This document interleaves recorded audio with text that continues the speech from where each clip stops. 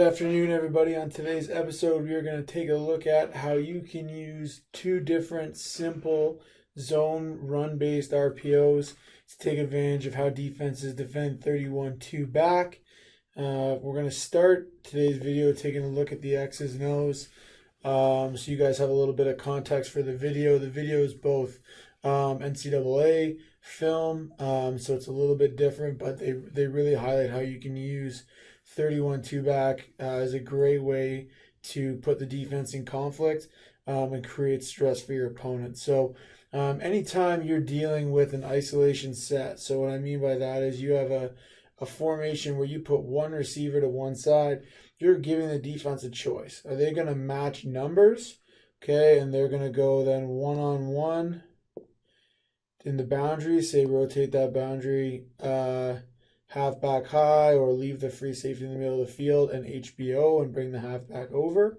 Either way, are they going to create a one-on-one to the boundary, or if you have a good X receiver, you have a solid passing game, are they going to end up leaving that boundary half somewhere in the boundary, whether he rotates high or they even just leave the free safety in the middle of the field? Sometimes you might see that in high school, okay, and leave the boundary corner obviously as well. Either way, if they're going to leave two defenders in the boundary, they're defending space before defending numbers. Okay, and if they're defending space before they defend numbers, you can take advantage of that opposite that single receiver side. So here I have drawn up a really common way to defend 3-by-1 in a Canadian field. Play some kind of cut coverage in the boundary, or rotate this boundary halfback where he's on the boundary side of the hash, or maybe even on the hash, but leave the free safety in either the corner or the half height of the field. Have your Sam linebacker, your field side linebacker split that fullback, that second back in the box, and the inside most receiver. Now it's really common for teams to play either cover 3 or quarters out of this. In any kind of zone look, okay, this Sam linebacker is going to be responsible for an in-breaking route or a route from number 3. We talk a lot on this channel about how you can't defend 3 receivers with less than 4 players if you're trying to play a zone scheme. Okay, so that's Sam. In this case, he's usually that 4th player adding to the safety, the half, and the corner. Here we just have a simple inside zone with what some people call a cap block or a seal block on the backside defensive end. So you're running your base inside zone, and you're going to block that backside defensive end with your fullback or your second back in the backfield. You could do it with a tight end, however you want to do it, but you're blocking that backside D end. Okay, this is usually our free hitter, our unblocked guy. That's Sam linebacker. He's going to be floating somewhere between in the box and out on number 3 in this look. Okay, and he's responsible for that D gap created by the fullback. We're going to put him in conflict by running some sort of underneath horizontal stretch concept. It could be a bubble, it could be stick. Here we have it drawn up with a slant concept in behind, and we're going to read that Sam linebacker. If the quarterback sees that Sam linebacker fit his D gap in the run, okay, or step up hard towards the line of scrimmage, we're going to pull and be able to throw one of these 2 slants out there right now. Okay. If he hangs out, seeing that he's got a route for number 3, and he hangs on that route, now we have 6 for 6 blocking. All right, and that free hitter that we get in most run schemes away from the ball, his pursuit is now delayed, okay, and it's going to help you get downfield as the tailback. So we're going to take a quick look. This is Wake Forest running this concept. Okay, you're going to see here, obviously, with one less guy in the field. Okay, but similar to what we just had drawn up. Okay, we would probably have, a 3rd receiver. Okay, and then there would be a free safety in here, and this might be our halfback playing cut, our corner low. Here's the guy we are RPOing.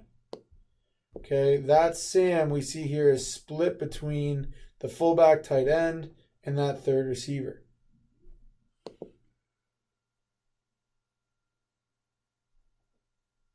Ball's snapped. Ball goes in the belly of the back. We're going to be able to block all 6 of these defenders in the box. the 4 down linemen, 2 backers. We're going to see the stress that puts on this sim linebacker right here. He shuffles into the box to defend his D gap, be the 7th fitter in that run fit, and that opens up the slant in behind. Now, in a Canadian field, you're going to have even more space to make that throw and catch this away from the box. But we see here how we're 6 for 6 blocked up on the inside. Okay, that's Sam's doing his job. He's coming down to fit this and be that contained player when the fullback adds, the end goes inside. Okay, and we're able to throw that slant in behind him. You could run that with a number of concepts. You don't have to run the double slant. You could run, like I said, you could run bubble, or you could run stick, or even all hooks, anything that creates 3 underneath targets there. When you draw the Sam out, into the box, all of a sudden they don't have enough guys to cover those 3 underneath routes. You're going to get an easy completion. So the defense's second option, if they get tired of giving that up, is to rotate the free safety down and bring the halfback high and now match numbers, 3 DBs plus that Sam or field linebacker, okay, and then be one-on-one on the backside, okay?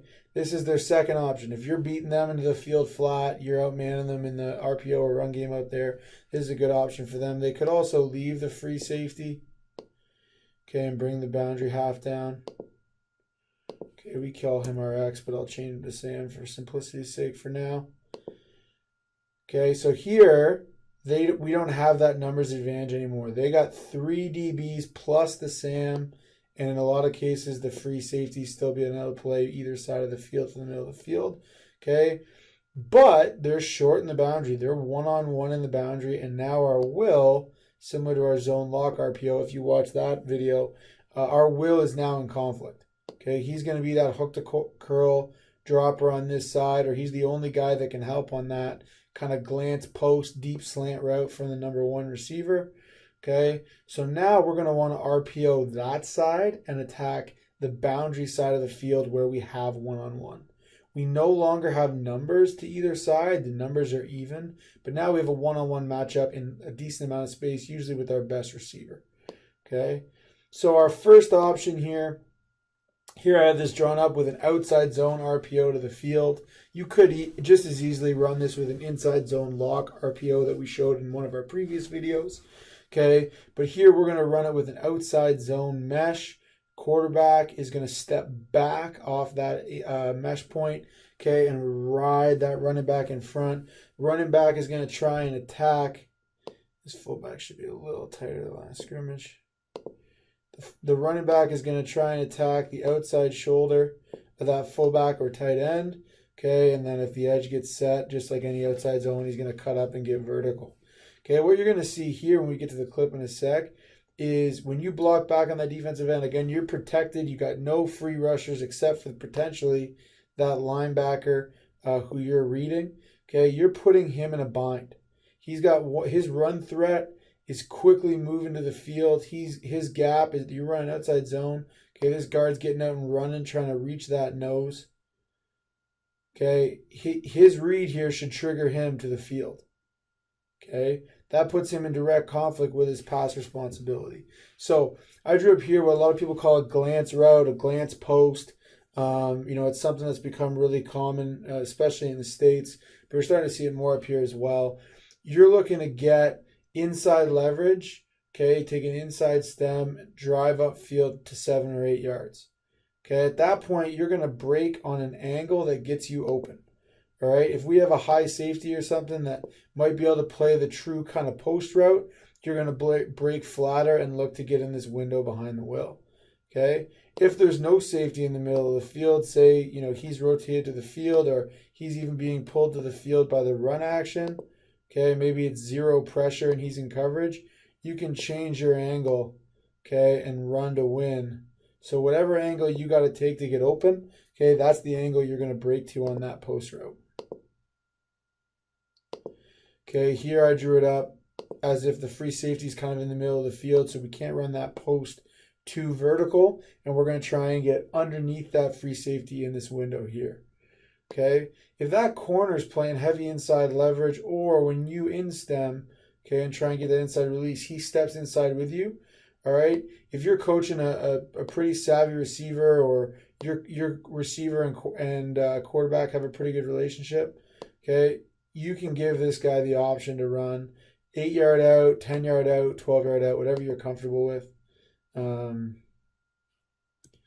where he can use that in-stem. And if that corner is going to stay inside, okay, now he can break that to the out and take advantage of the space that he's being given.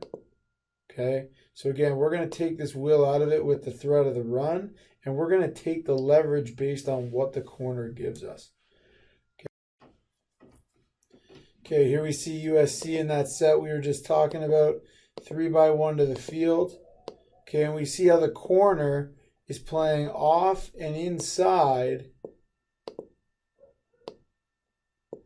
this wideout. He's got, pretty tight release. He's inside the numbers. Okay, and as he presses up the field, okay, we see that corner take away that inside space to the post. He snaps it out. Easy completion. They pick up a first down. Again, the linebacker there is nowhere to be found to help because he's been sucked up by that RPO look. That corner is then left on island.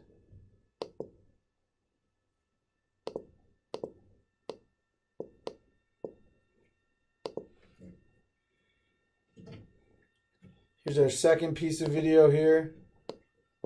Again, 3-by-1. Okay, this isn't 2-back, but in Canada it would be 2-back. Here's our will that we're RPOing. Okay, here the corner plays it with outside leverage. All right, and we'll see this receiver, exact same play we just saw. Now snap it to the post. Now really here, this probably should be a give to the tailback. We see this will linebacker playing pass the whole way. If you look at the ball carrier, right, or the guy would be the ball carrier right now, okay, we've got tons of space to run that outside zone because our will's not fitting the run. Okay, we're blocking 5-on-5 or 6-on-6 in the box, not like we're usually doing where we have that 6th or 7th defender. Okay, now here the quarterback's really banking on his receiver. I would be telling my quarterback to give the football here, but we see the space. Okay, and this is where we talk about that win angle, right? Because that DB's off, he takes that inside stem. He's got inside leverage, so he's going to run the slant. He doesn't run this vertical into coverage. He bangs this right in behind the will. Okay, and that's leaves him wide open. Touchdown.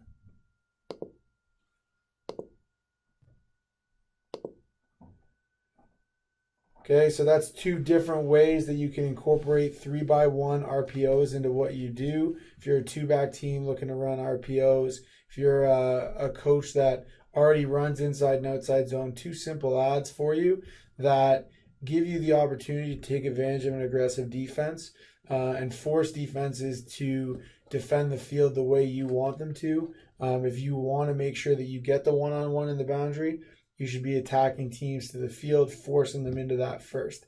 If you're a team that, the team you're playing against usually gives you that one-on-one in the boundary, now you don't have to force the ball into the space of the field. You can use those simple RPOs to attack the space they're giving you.